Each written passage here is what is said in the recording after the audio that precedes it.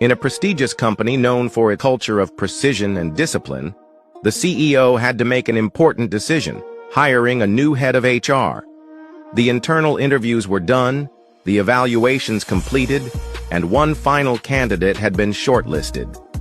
But in this company, there was a unique tradition.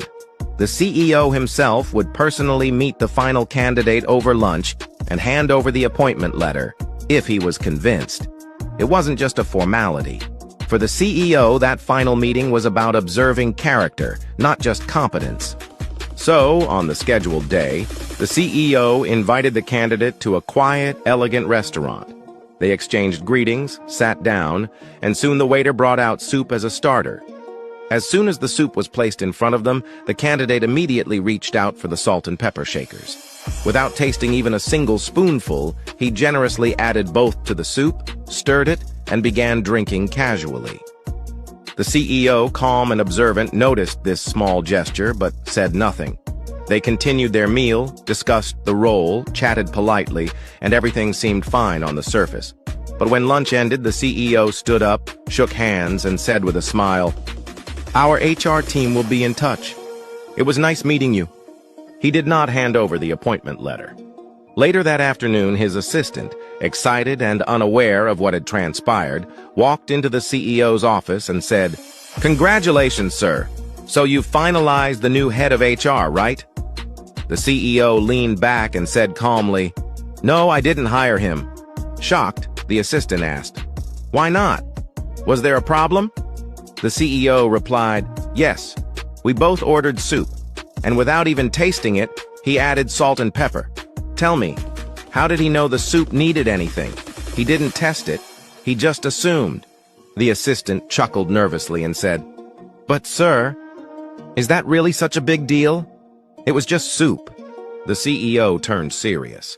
"Do you think it's a small thing?" He paused for a second, then said firmly, "If you do, maybe you are next to go. Keep that in mind." He continued, "This company runs on clarity, not assumptions.